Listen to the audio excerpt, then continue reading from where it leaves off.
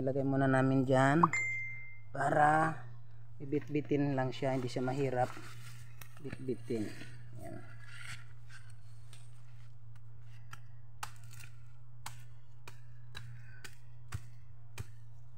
Ayan. Source of saging Dito, source of food. Ayan.